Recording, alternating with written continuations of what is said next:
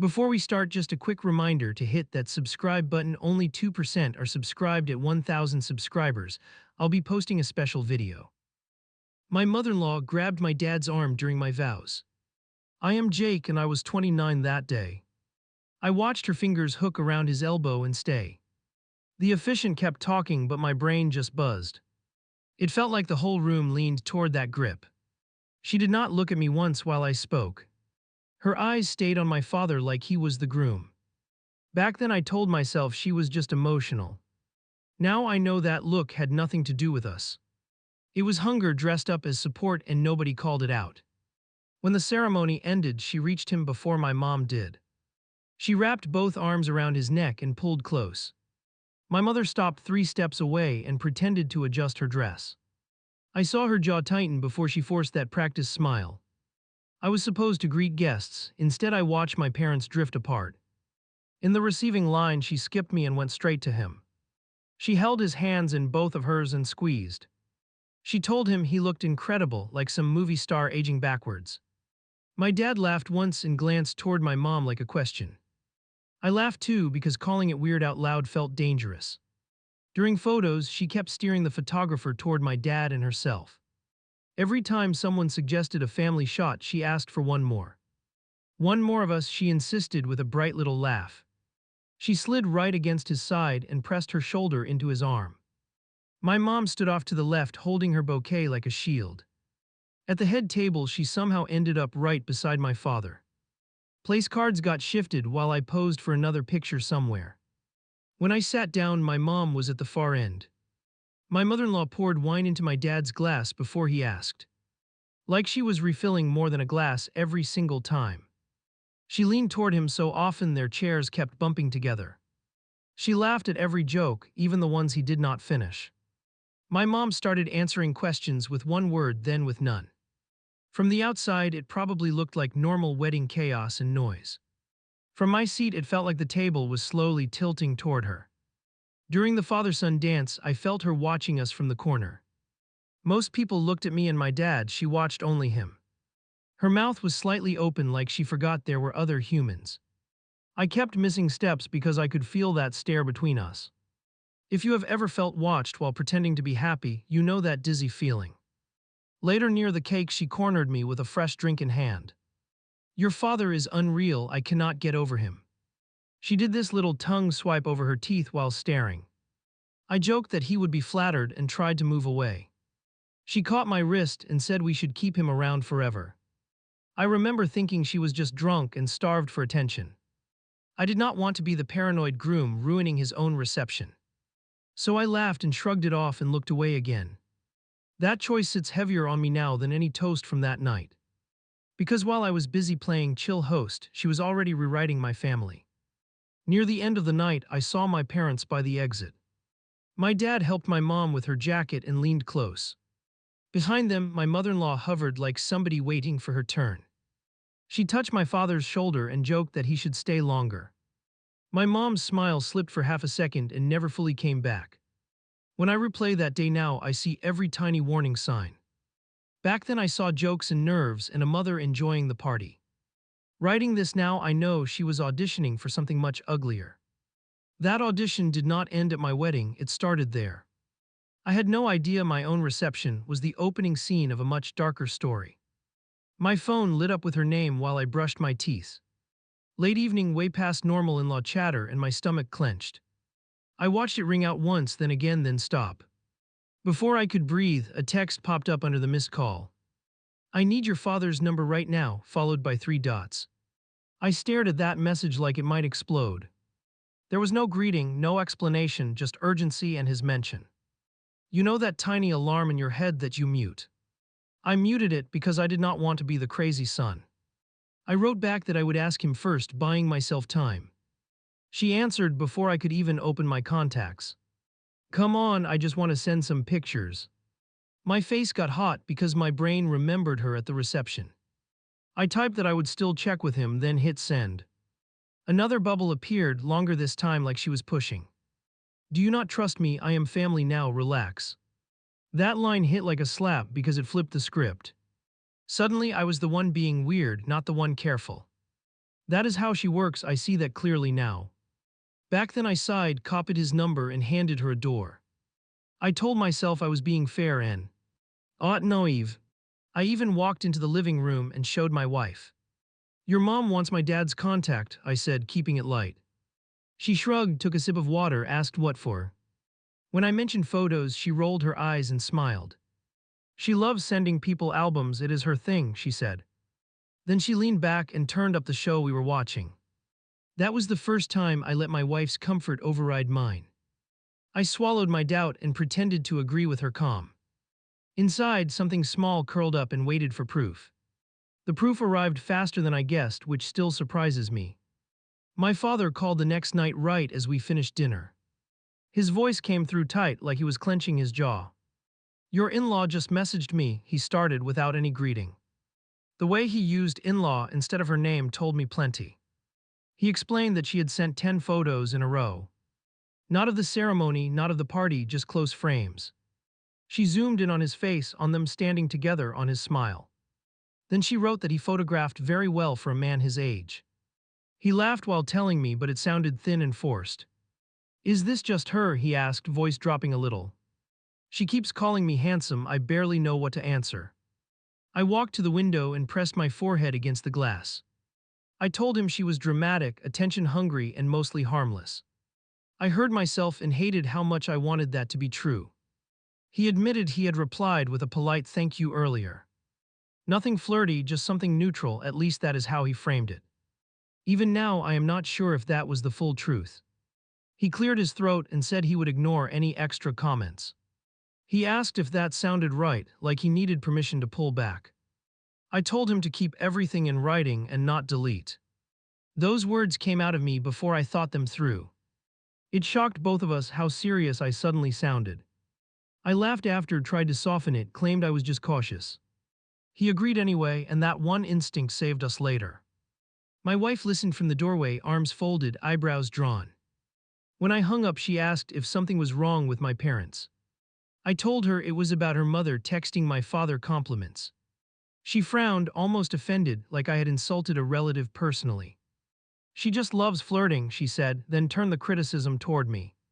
She told me men always misread friendly comments as propositions. She reminded me her mother had been single for a long time. Let her feel pretty and flirty, it means nothing, she insisted. I knew arguments about her family would go nowhere good that night. So I nodded and kept my real fear behind my teeth. Over the next week, my phone turned into a silent scoreboard. Missed calls from her, short messages for me, longer ones for him. She created a group chat named Wedding Memories with all of us. Inside it, she was cheery, sharing posed shots and jokes for everyone. Outside it, I knew there was a second conversation I could not see. Little things slipped through that told me more than she realized. She would mention a detail from his work that I never shared. She dropped lines like our little talks when she replied in the group. My father went quiet after those comments, his reactions suddenly stiff. My mom used emojis, which is how I know she felt cornered. One night he phoned again, this time later than usual. His breathing sounded heavier, like he had walked away from an argument. He told me he had received another string of chat messages. This time she told him he deserved more affection than he gets. She hinted that some women forget how lucky they are. He confessed that part of him enjoyed the attention and winced. You know that moment when someone tells you an ugly truth. I respected him for not pretending he felt nothing at all. At the same time, I wanted to shake him through the line. Feeling flattered is one thing, feeding it is a different beast. I asked if he had written anything back that crossed a line. He insisted he had kept it respectful, no flirting, no promises. He admitted he had taken a bit too long to shut it down. He told me he had finally replied with a clear boundary that evening. He told her he cared about his marriage and wanted messages to stay appropriate. I remember pacing around the kitchen while we talked. Every step sounded loud, like my own footsteps were judging me. I instructed him to screenshot everything and send it to me. It felt extreme in that moment, almost paranoid, but I pushed anyway. He hesitated, then agreed, and I heard a notification ding on his side. When those images landed on my phone, I nearly dropped it. Her texts were not light teasing anymore, they were heavy and loaded. She talked about wanting to spend time alone with him someday. She mentioned booking a lunch just for them without my mom around. Zio. Wrote that no one had ever made her feel so seen. I scrolled through with my thumb trembling slightly. Each line chipped at the version of her my wife still believed. There was no way to file this under playful or harmless now. This was targeted, deliberate, and wrapped in fake vulnerability and compliments. My stomach twisted as I realized I was now holding evidence, not suspicions. I sat at the table and stared at the last message. It read, "If things were different, we would be perfect together." That sentence sat there on my screen like a threat. Not to me directly, but to everything I had grown up trusting. I locked my phone and felt the first real crack form inside my chest. My mother-in-law hammered our doorbell 3 times like an alarm. I checked the screen out of habit and saw her already on the porch. My phone, still in my hand, showed her last message with my father. I slid it into my pocket so fast I almost dropped it. That was the moment I knew this night was a test, not a dinner. My wife hurried past me, smoothing her hair, calling out a greeting. She had been excited about this all parents together idea all week.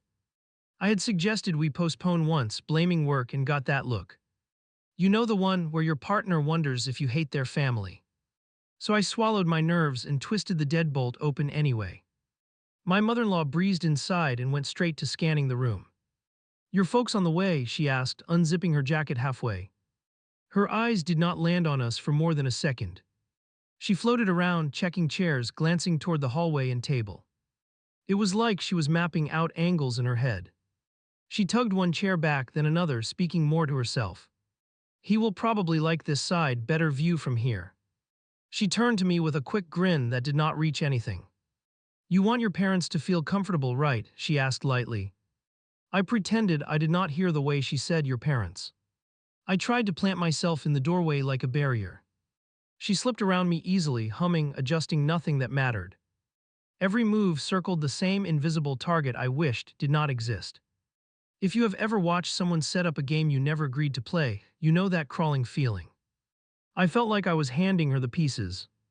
My parents arrived exactly on time, like they always do. My father stepped inside and she reached him before my mother could.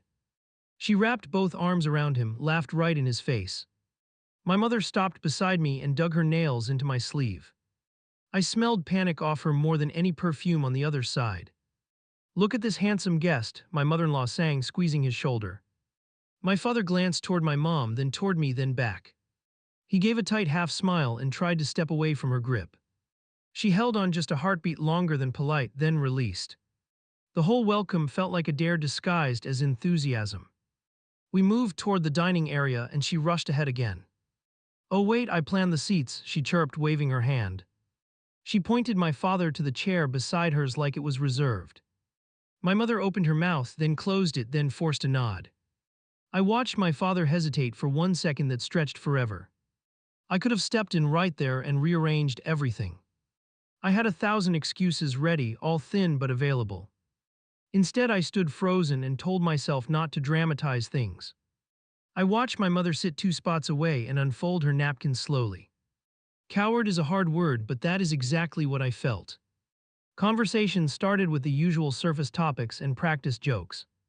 My mother-in-law kept leaning across my father, inviting him into every talk. She asked about his job, his hobbies, his new season in life. Each question sounded weirdly intimate for someone who had known him months. I recognized phrases from her texts and wanted to crawl under the floor. At one point she laughed and slapped his arm lightly. "Our little chats have been the highlight of my week," she announced. My mother's fork stopped halfway to her mouth and hovered there. My father stared straight ahead, eyes on his plate, jaw locked. He did not look at her or at my mom or at me. My wife shot me a quick look from across the table. It was not the usual amused look anymore, more unsettled. She restarted conversation with some question about vacations to change direction. My mother-in-law answered, then circled back to my father within 2 sentences. She seemed unable to leave him out of anything, like a compulsion. She refilled his water without asking, fingers brushing his hand. When he reached for the serving dish, she moved her hand under his. Tiny collisions every few minutes, followed by that same giggle. My mother started keeping both hands locked around her fork. I watched her knuckles go pale and knew she noticed every contact. Do you two still go on date nights? My mother-in-law asked suddenly. She turned toward my parents as if hosting some talk show. She tilted her head, genuinely curious, too eager. My mother swallowed and nodded once without elaborating. My father cleared his throat and said something vague about busy schedules. My mother-in-law smiled too wide at that non-answer. You should, she replied, tapping his arm again. Men like him need to feel admired or they fade. She looked straight at my mother on that last word. My mother forced a smile so tight it almost shook. My chest burned, but I still stayed silent at the table. Part of me wanted everything recorded so nobody could downplay it later. That is the ugly truth. I let things play out for evidence. It makes me feel gross even now writing this. You cannot protect everyone and also wait for proof, not cleanly. During a pause in chatter, I escaped to the kitchen with plates. My wife followed a second later, bumping the door closed with her hip. Okay, that was weird, she muttered, stacking dishes beside the sink. I watched her face, trying to see if she finally got it. She avoided my eyes for a second longer than made sense. You see how she keeps touching him? I asked quietly. My voice came out harsher than I planned, rough. My wife shrugged, then sighed, shoulders dropping a notch. She flirts with everyone, she said, softer this time, not laughing. Then she rubbed her forehead and admitted it felt worse in person. I took my phone out and lit up the screen. My thumb hovered over the folder of screenshots like it might burn. I need to show you something at some point, I started. She looked at the phone, then at the doorway back to our parents. Not tonight, she whispered, and I understood and hated that. We carried dishes back in, and everything had shifted slightly. My mother's smile was gone, replaced with careful blankness. My father's shoulders were higher, like he was bracing for impact. My mother-in-law, on the other hand, looked energized, cheeks flushed. If you have ever watched someone feed off tension, you know that look. Dessert went out, and with it any subtlety she still pretended to have. She leaned toward my father again, almost into his space. You know, if my daughter does not pamper you properly, I will, she joked. She laughed like it was harmless, like she had not just crossed 3 lines. My wife's spoon clinked against her plate, louder than any punch. That joke landed like a stone between my parents. My father dropped his gaze and stared at his dessert untouched. My mother finally spoke up, voice steady but coming from somewhere deep. He is already taken care of, she said, meeting no one's eyes. The air snapped tight around the table after that sentence. My mother-in-law waved a hand as if brushing away a bug.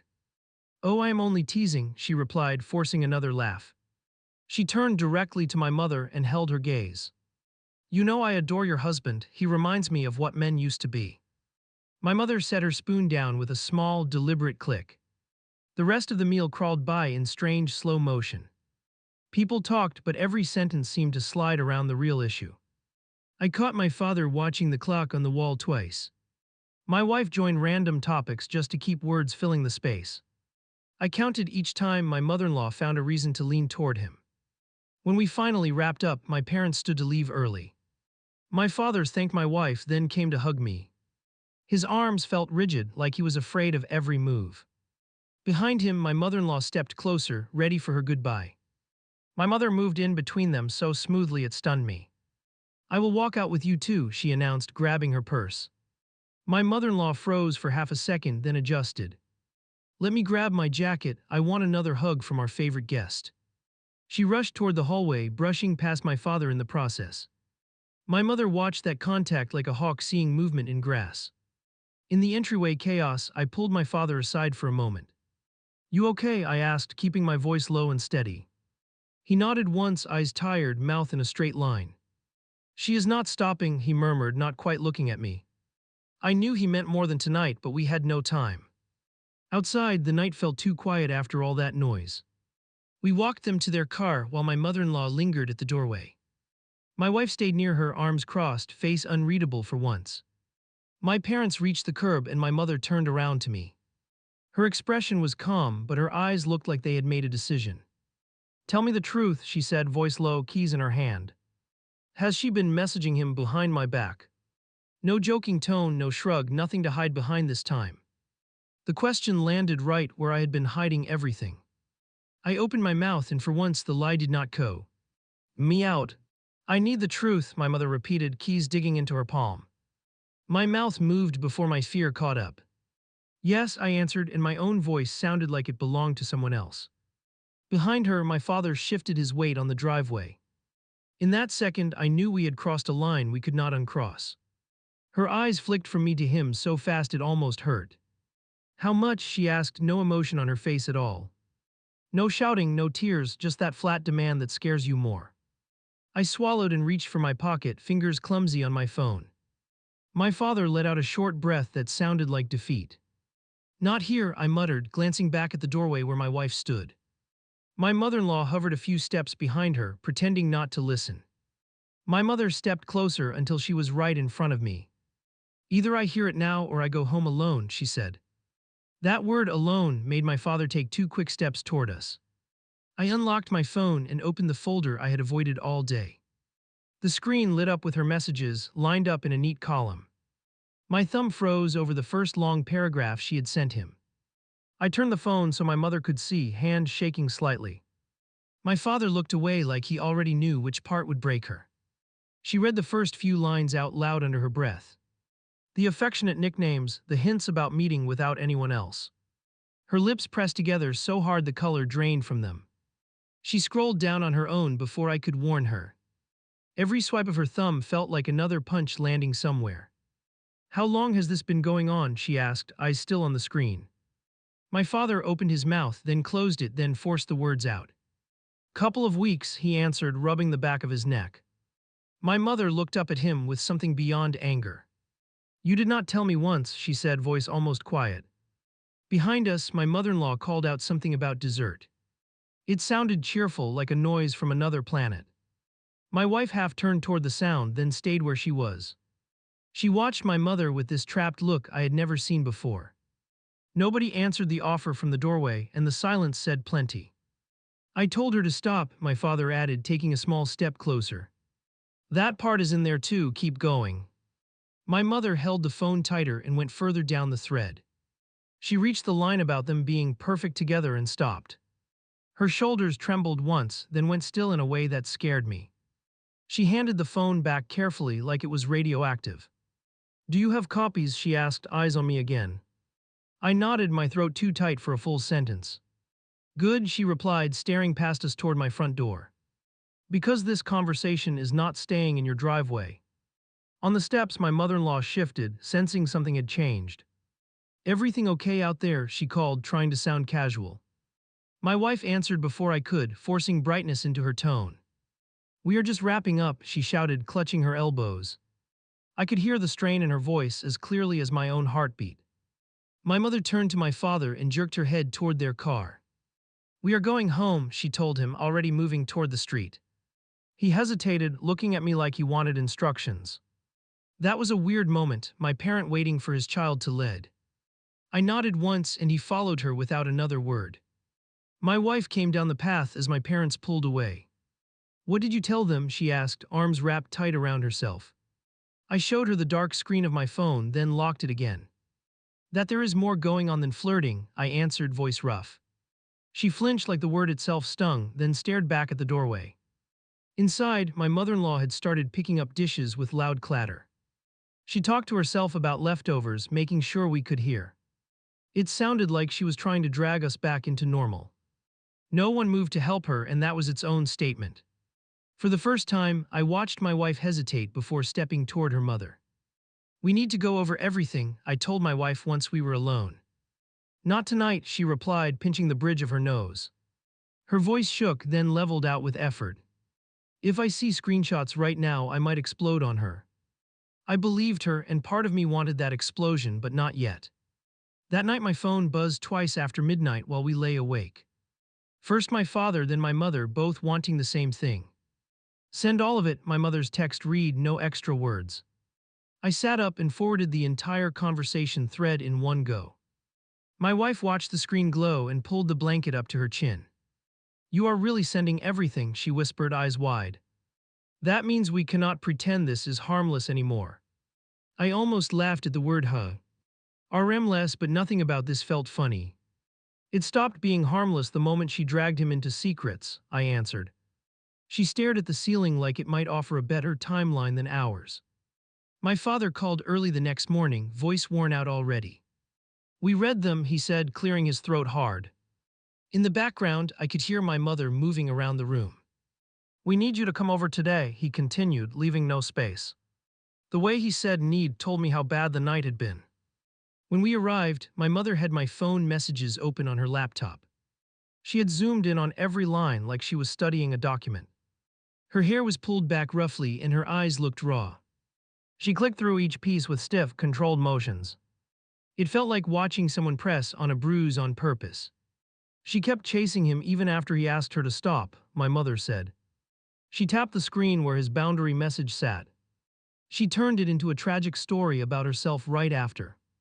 Her finger moved to the next paragraph where the pity play began. If he had deleted this, I would think I was crazy. My father sat at the table with his hands folded tight.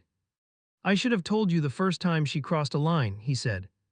He did not make excuses, which almost hurt more. "I thought if I shut it down, it would go away." That sentence hung there, heavy with all the ways it had failed. "You still let her use you to attack our marriage," my mother replied. There was no yelling, just this steady, sharp tone. "You answered just enough times for her to keep going." He flinched at that, and I did too, because she was not wrong. It is weird hearing your parent talk to like a teenager. My wife sat beside me, fingers locked together in her lap. Her eyes moved across the messages like she was reading a stranger. "This is not just harmless flirting," she whispered finally, voice cracked. "She is basically shopping for a different husband using my father." Hearing her call him, that made the whole thing feel even dirtier. We argued about what to do next for almost an hour. My mother wanted to confront my mother-in-law immediately, no warning. My father suggested inviting her over so we could record everything. He wanted something undeniable in case she twisted the story later. I hated that he even had to think like that, but he was right. At one point, my mother turned to me with a question. "Do you feel safe having her around your marriage?" she asked. I did not expect that angle, and it knocked the wind out of me. I pictured her messages to my father, then remembered her comments about my looks. All at once I realized he might not be the only target she liked chasing. "No," I answered, and that word came out faster than I expected. "She crosses every line she can, then acts confused when you react." My wife closed her eyes when I said it, like agreeing hurt. We all sat there for a moment, the three of us breathing in sync. That was when my mother made her final decision. "We invite her to our house," she said, standing up. "She will feel bold on your turf, not on mine. At least in my home I can take my ring off if I have to." She twisted it once on her finger while she spoke. The gesture was small, but it scared me more than any shouting. We picked a time that afternoon and sent a simple message.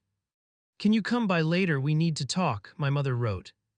My mother-in-law replied almost instantly with a bright yes and a heart. Of course she did, she had no idea what waited. Watching that little icon pop up made my skin prickle. Before we left, my mother took my phone for a second. She scrolled back to the first message my mother-in-law had sent my father. "At the wedding I thought I was imagining things," she murmured.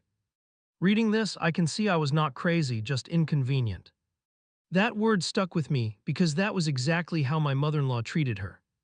On the drive back, my wife stared out the window the whole time. "She is going to lie," she said quietly, not looking at me. "She will cry and claim he chased her or misunderstood everything." I tightened my grip on the steering wheel and nodded once. "We have her words written down," I reminded her, more for myself. By the time we pulled into our own driveway, my phone buzzed again. A new message from my mother-in-law, for me this time. "Thank you for last night, your father is always such a joy." I read it twice, feeling my pulse jump higher with every word.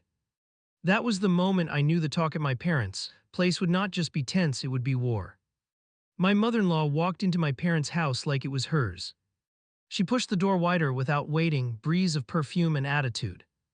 My phone was already recording in my pocket, screen face down. My mother stood near the hallway, arms crossed over her chest. Nobody moved to hug anyone, which told its own story. "Something see. Reuse," my mother-in-law joked, glancing around for my father. "Everyone looks like I walked into a funeral." Her laugh came out sharp, then faded when nobody answered. My father stepped out from the kitchen and stopped halfway. He looked at my mother, not at our guest, and that mattered. Sit down, my mother said, gesturing toward the couch. Her voice was so controlled it made the air feel thinner. My wife hovered near the armrest, fingers tangled together. I stayed close to the doorway, back against the wall. I wanted distance, but I also wanted to block the exit. My mother-in-law sat, crossed her legs, smoothed her skirt. So, she said, letting the word hang between us. What is this emergency? Did someone die or something? My mother lowered herself into a chair opposite, spine straight. No one died, she answered, but my marriage almost did. That sentence hit harder than any shouting would have. My mother-in-law blinked twice, then forced a crooked smile. Is this about last night? She asked, looking at my wife. If I annoyed you at dinner, you can just say. My mother's mouth curved, but it was not a smile. This is about your messages to my husband, she replied. The room snapped tight around that word, messages. For a second, my mother-in-law's expression went completely blank. Then she laughed fast and high like she could outrun it. Wow, you looked at his phone, she said, clutching her chest. My father let out a short breath and stepped forward. I gave them to her, he said, voice low. I should have told her sooner, she deserved the truth. My mother-in-law's head whipped toward him so fast it startled me. You showed her our private jokes, she hissed, mask slipping. They were not jokes, my mother cut in, eyes locked on her. She reached for a folder on the table and opened it. Inside were printed screenshots, each page marked and organized. She picked one and held it where everyone could see. Read this out loud if it is so funny, she said. My mother-in-law's gaze dropped to the page in front of her. I watched her throat move once, then twice as she read. You wrote, we would be so good together if circumstances were different. My mother's voice stayed calm, but her fingers dug into the paper. Explain how that is a joke to a married man. My mother-in-law reached out and snatched the sheet from her hand. That is between adults, she snapped, crumpling the edge. I was venting about my life, he understands my humor. She turned to my father, searching his face for backup. He stared at the floor, then at my mother, then away. I told you it made me uncomfortable, he answered, jaw tight. I told you to stop, that is written right there. My mother tapped another printout where his boundary sat.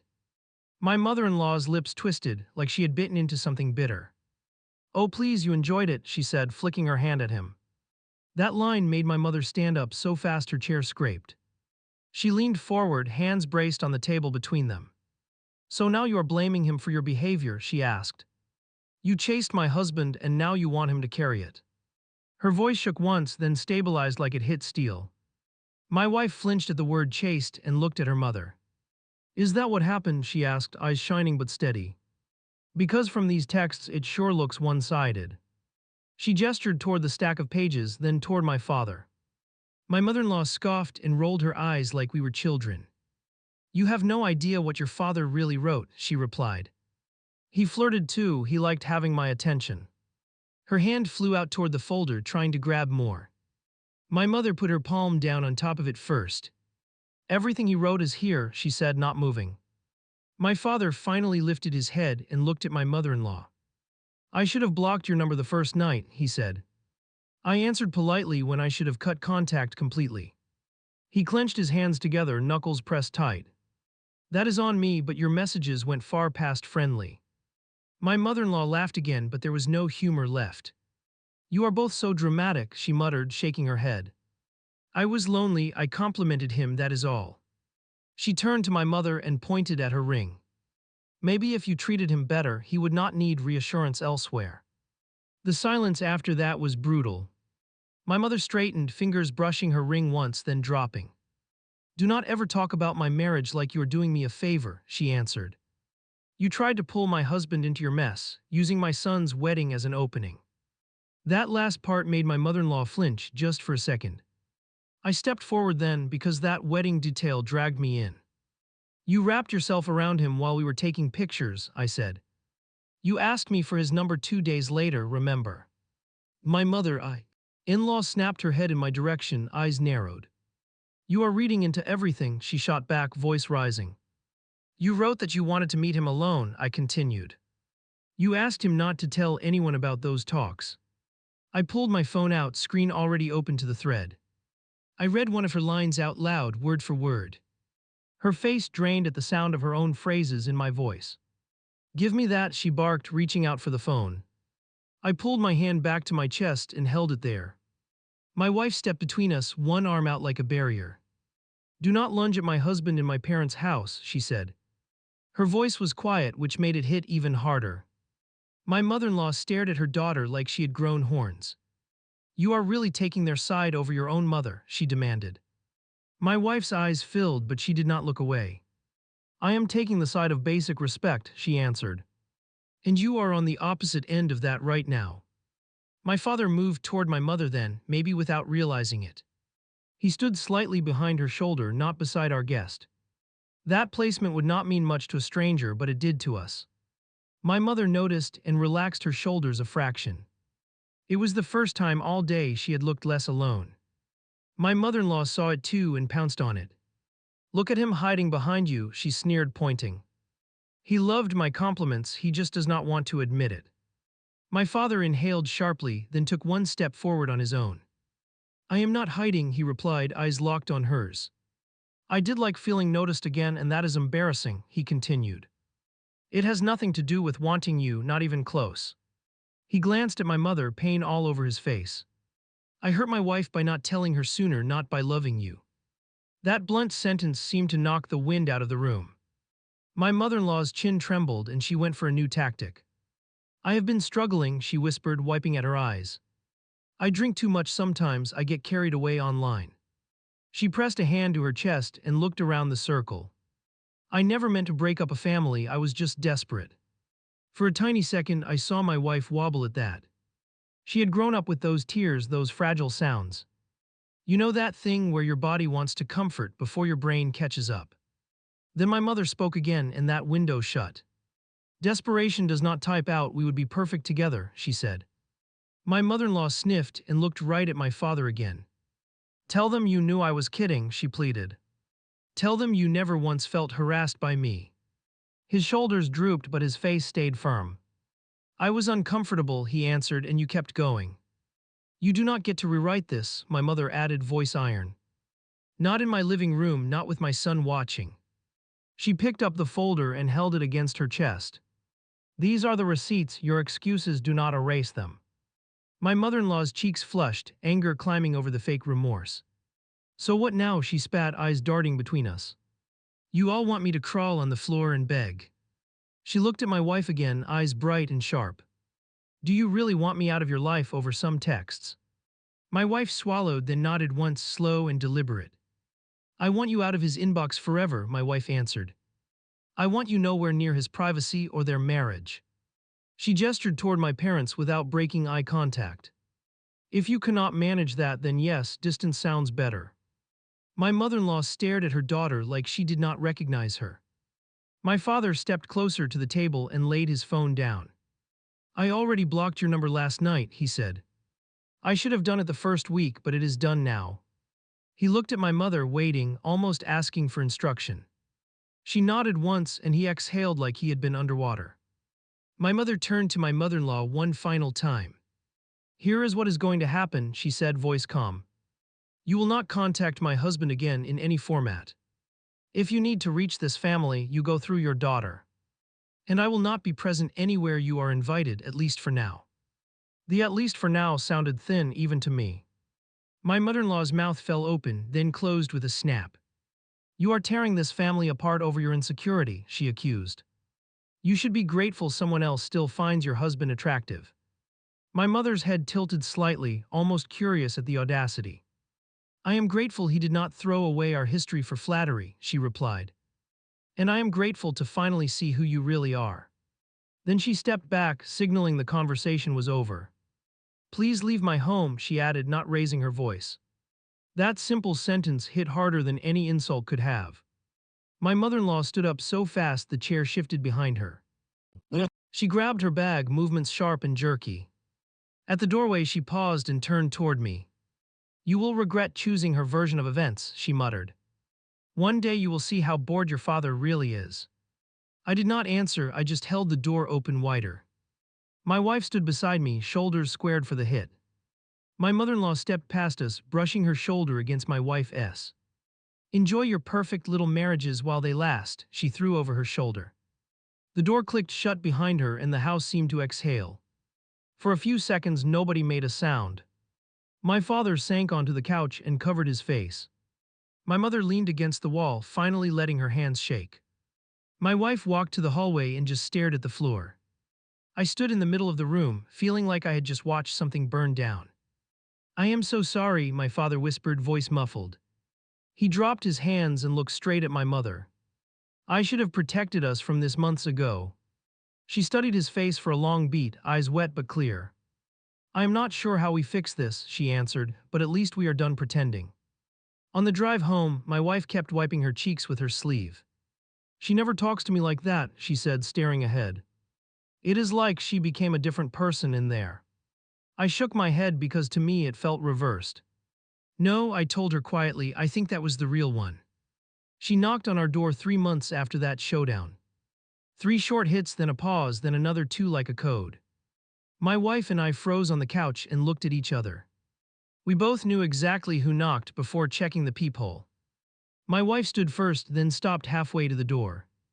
You look, she whispered, hands tight against her sides. I walked over, heart pounding way harder than made sense. One glance through the peephole showed my mother-in-law on the mat. She held her phone in one hand and a small bag. Her jaw was set, eyes bright, not teary this time. I backed away from the door before she saw movement. My wife watched my face and read the answer instantly. She is not coming in, my wife said, voice low. She picked up her own phone and typed a rapid message.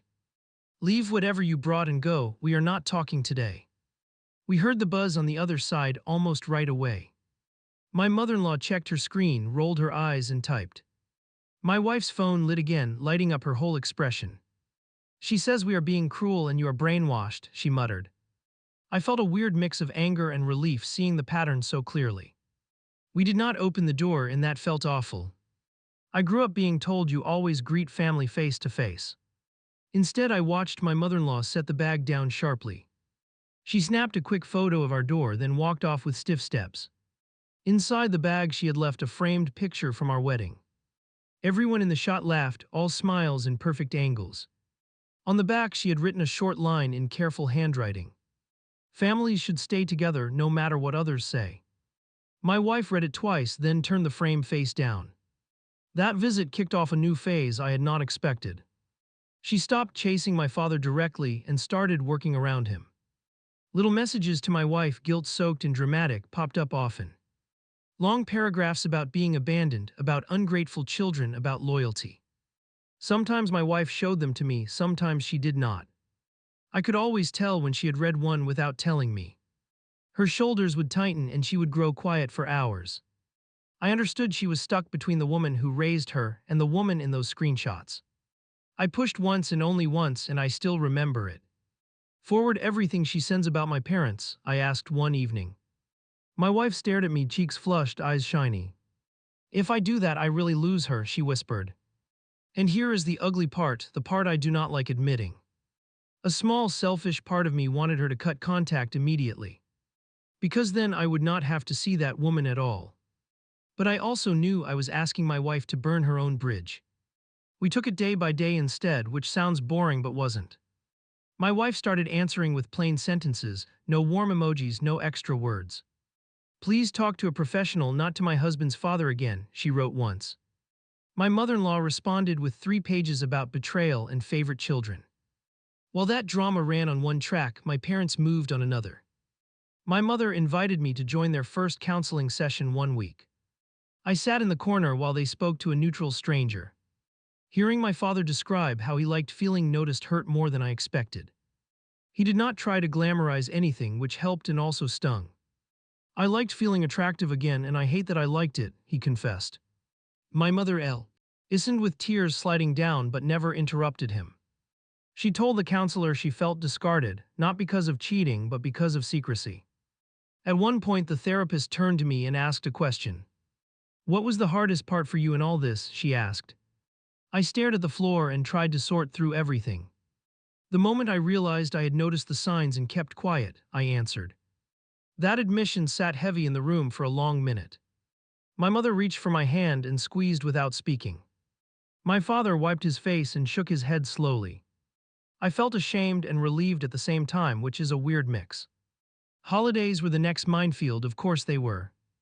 My mother announced she would not attend any gathering containing my mother-in-law. My father backed her up, said he would spend the day wherever she felt safe. My wife stared at our shared calendar like it was a legal document. So what do we do? She asked one night, lying on her side. Split the day in half or pick a side. Picking a side, that phrase sat heavy between us. I could see how much she wanted someone else to decide. In the end, we did two separate things and made everyone a little unhappy. Morning with my parents, quiet and tense but honest. Evening at home with just the two of us, phones off. We did not go to my mother-in-law's, and that choice echoed for weeks. She sent a furious message to my wife that night anyway. Enjoy your new family, remember who gave birth to you, it read. My wife read it out loud with a flat voice. Then she blocked her for the first time, hands shaking.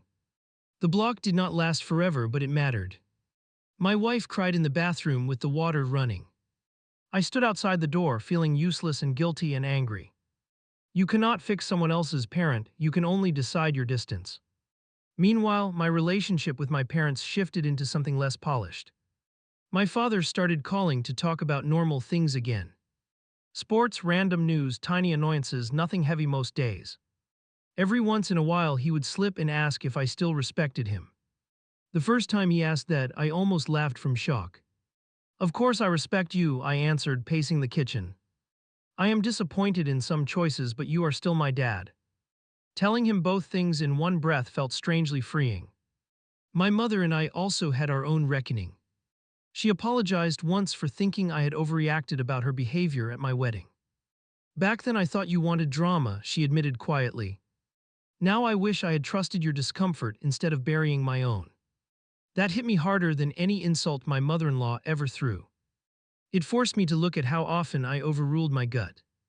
I realized I kept trying to be the reasonable one in every room. Reasonable turned into silent, and silent let things rot. So my wife and I changed some rules in our own house. No secret chats with people who flirt with either of us. No hiding messages to avoid drama, because that is how you create it. We made a promise to show each other anything that felt even slightly off. It sounds simple written down, but living it takes work. There were moments when I watched her unlock her phone and hesitate. There were moments when I wished I could unread certain things forever.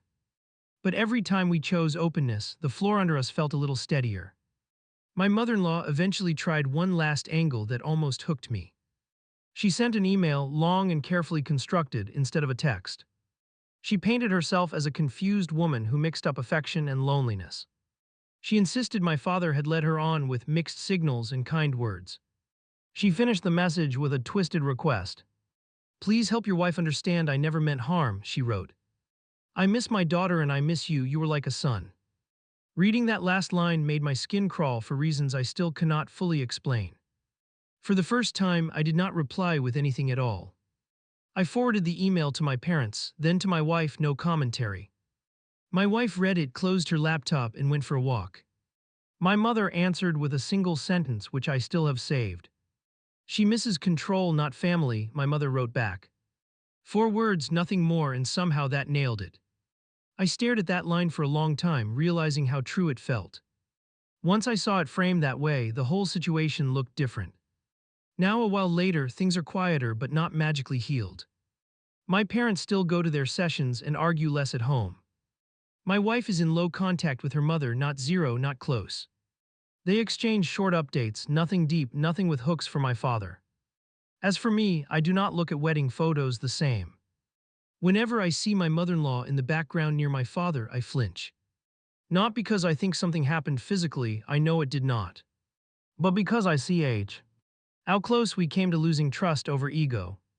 If there is any lesson buried in this mess, it is not elegant. It is that attraction can hit people at stupid times and does not excuse anything. That secrecy is its own kind of cheating, even if no one touches anyone. And that sometimes the villain in your story is also someone's parent. I still love my wife and she still loves me, that part stayed solid. We are more blunt with each other now, sometimes harsh, usually honest. We do not invite my mother-in-law to anything involving my parents, ever. And my father no longer smiles politely when someone crosses his lines. Every once in a while, my mother will squeeze my arm and joke. Find someone who does not flirt with your father, she says. We both laugh, but there is a tightness underneath it. Even in the joke, you can hear the part of her that still does not fully relax. So yeah, my mother-in-law practically drooled over my father and tried to steal him. She did not succeed, but she left claw marks on every relationship around her. We are all learning to live with those scratches, some deeper than others. And I am learning that noticing the first weird look is not paranoia, it is survival.